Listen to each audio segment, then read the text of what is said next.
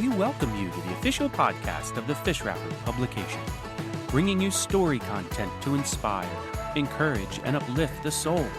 It's our hope you find these stories refreshing, thought-provoking, and motivating as you face the challenges of everyday life. So turn us up and tune your ears, and let's get started by jumping right into this story.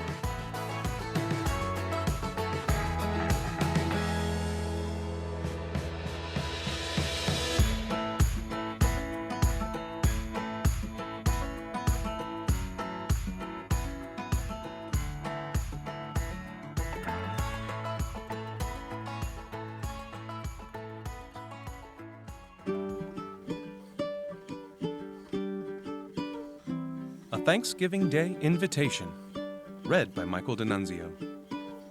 At noon on a dreary November day, a lonesome little fellow stood at the door of a cheap eating house in Boston and offered a solitary copy of a morning paper for sale to the people passing. But there were really not many people passing, for it was Thanksgiving Day, and the shops were shut, and everybody who had a home to go to and a dinner to eat seemed to have gone home. Bert Hampton, the newsboy, stood trying in vain to sell the last extra left on his hands by the dull business of the morning. An old man with a face that looked pinched and who was dressed in a shabby black coat stopped at the same doorway, and, with one hand on the latch, he appeared to hesitate between hunger and a sense of poverty before going in. It was possible, however, that he was considering whether he could afford himself the indulgence of a morning paper, seeing it was Thanksgiving Day. So at least Bert thought, and addressed him accordingly. Buy a paper, sir? All about the fire in East Boston and the arrest of safe burglars in Springfield. Only 2 cents. The little old man looked at the boy with keen gray eyes which seemed to light up the pinched look of his face, and answered in a shrill voice, "You ought to come down in your price this time of day. You can't expect to sell morning papers at 12 o'clock for full price." Well, give me a cent then, said Bert. That's less than cost, but never mind. I'm bound to sell out anyhow. "You look cold," said the old man. Cold? Replied Bert. I'm nearly froze. And I want my dinner.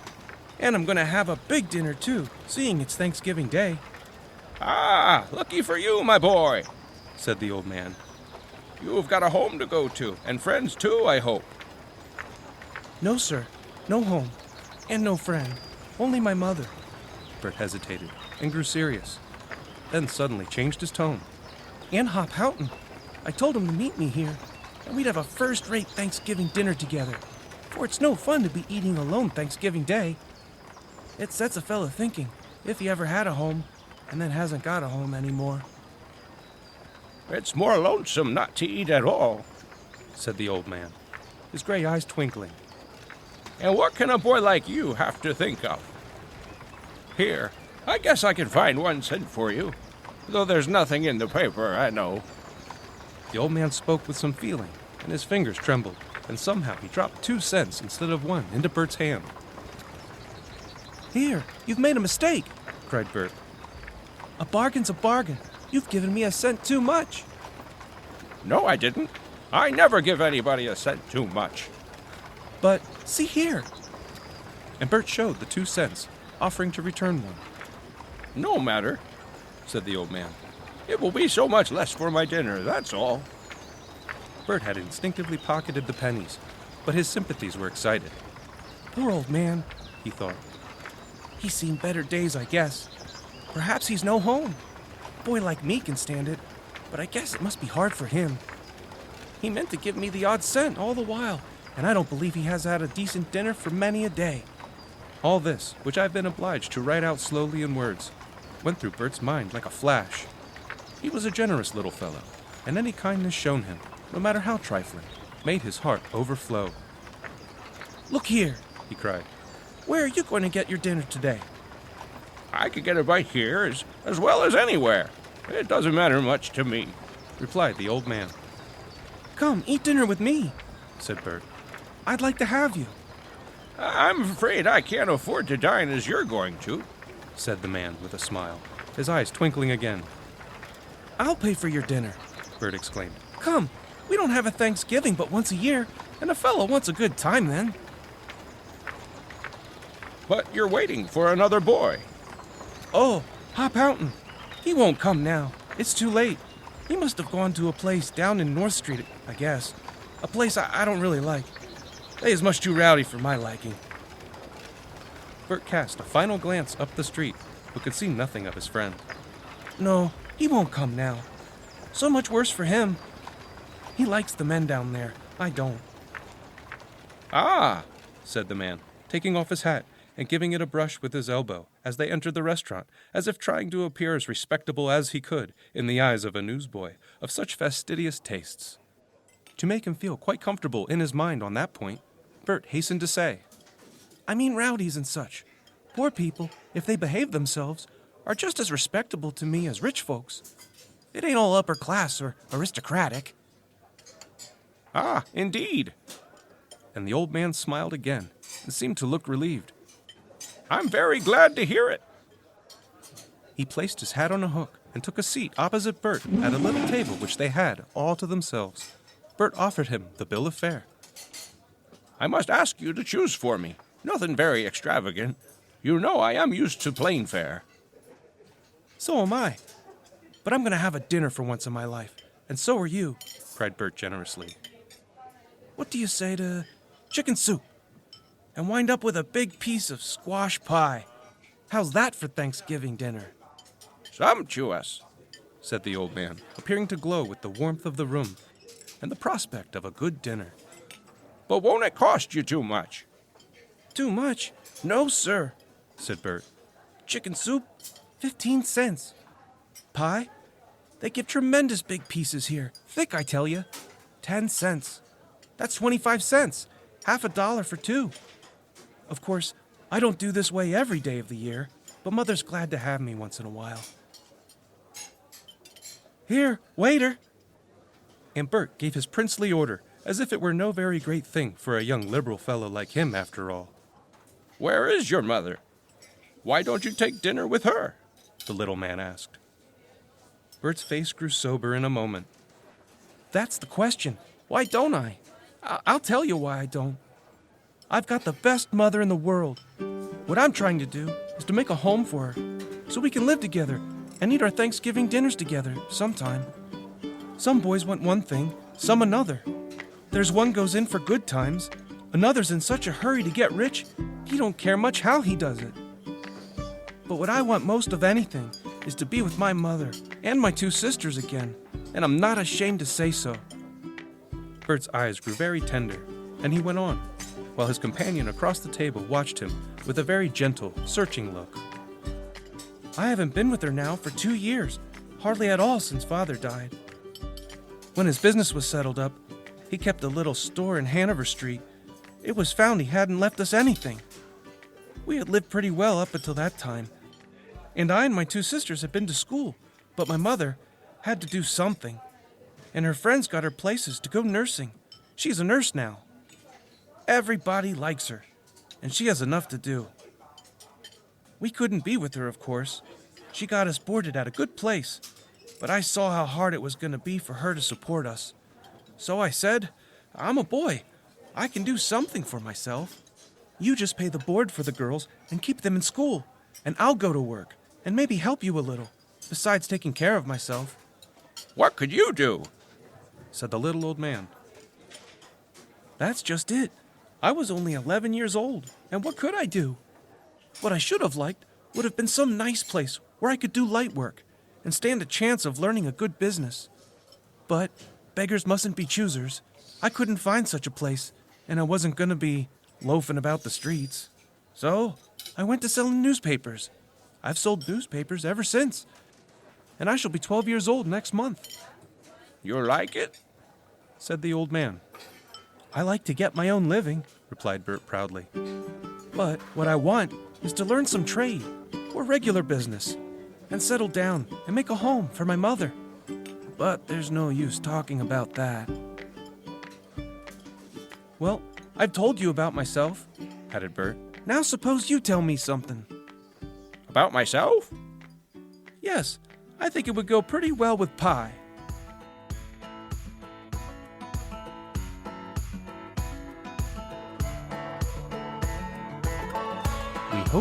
enjoying the story. We will continue in just a moment. We want to remind you that the Fish Wrapper is available by subscription. Each issue of the Fish Wrapper is jam-packed with story content, amazing recipes, games, jokes, and much, much more. Our readers never want to miss an issue.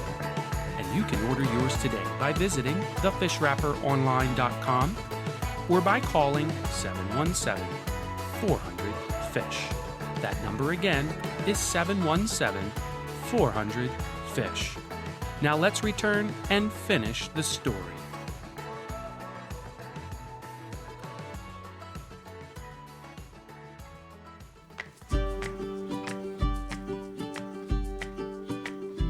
I could go back and tell you about many of my plans and high hopes when I was a lad of your age, but it would be too much like your own story over again.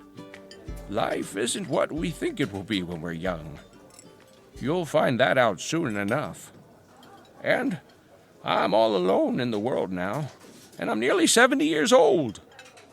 It must be so lonely at your age. What do you do for a living? You'll find me up 2 flights of stairs. Back room at the right. Come and see me, and I'll tell you all about my business, and perhaps help you to such a place as you want, for I know several businessmen. And Mr. Crooker wrote his address with a little stub of a pencil on a corner of the newspaper which had led to their acquaintance, tore it off carefully, and gave it to Bert. Thereupon the latter took a card from his pocket and handed it across the table to his new friend. The old man read the card with his sharp gray eyes, which glowed up curiously at Bert, seeming to say, "Isn't this rather aristocratic for a 12-year-old newsboy?" Bert blushed and explained. Got up for me by a printer's boy I know. I had done some favors for him, so he made me a few business cards. Handy to have sometimes, you know. Well, Herbert, said the old man, I'm glad to make your acquaintance. You'll find me in a very humble quarters. But you're not aristocratic, you say? Now, won't you let me pay for my dinner? I believe I have money enough. Let me see. And he put his hand in his pocket. Bert would not hear of such a thing, but walked up to the desk and settled the bill with the air of a person who did not regard a trifling expense. When he looked around again, the little old man was gone. Now mind, I'll go and see him the first chance I have, said Bert, as he looked at the penciled strip of newspaper margin again before putting it into his pocket. He then went round to his miserable quarters in the top of a cheap lodging house and prepared himself at once to go and see his mother. He could not afford a ride, and it was a long walk, at least 5 miles to the place where his mother was nursing. On the following Monday, Bert, having a leisure hour, went to call on his new acquaintance in Devonshire Street. Having climbed the 2 flights, he found the door of the back room at the right ajar, and looking in, he saw Mr. Crooker at a desk, in the act of receiving a roll of money from a well-dressed visitor.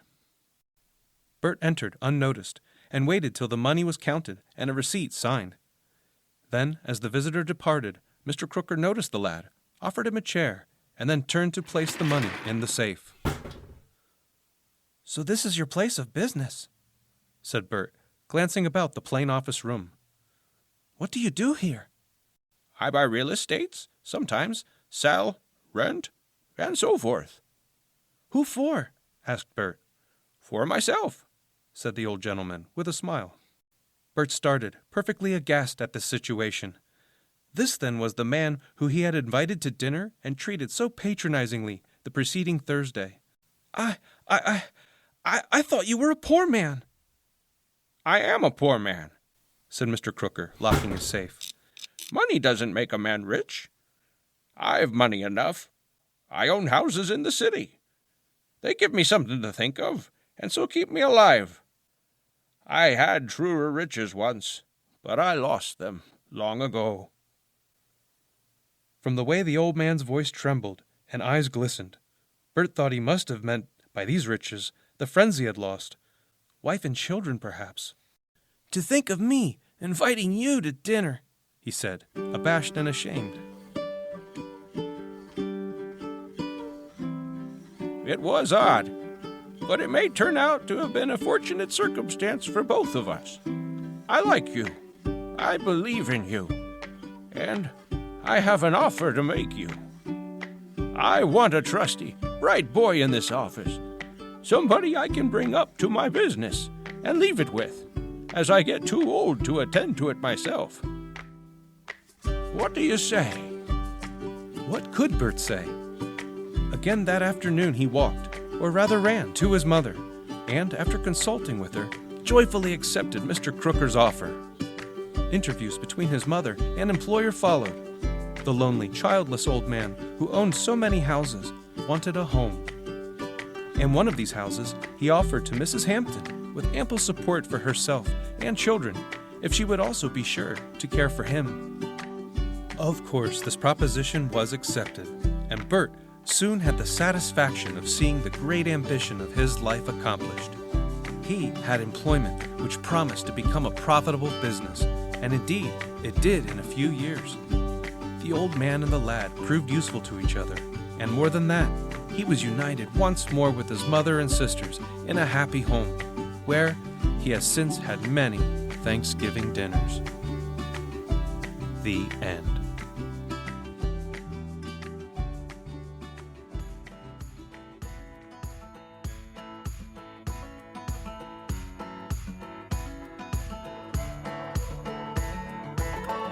We hope that you enjoyed this story and will join us again soon when we unravel another adventure from the pages of the Fish Wrapper. We encourage you to like and subscribe to this podcast, ensuring that you never miss a new episode. See you again soon, and may our Lord and Savior Jesus Christ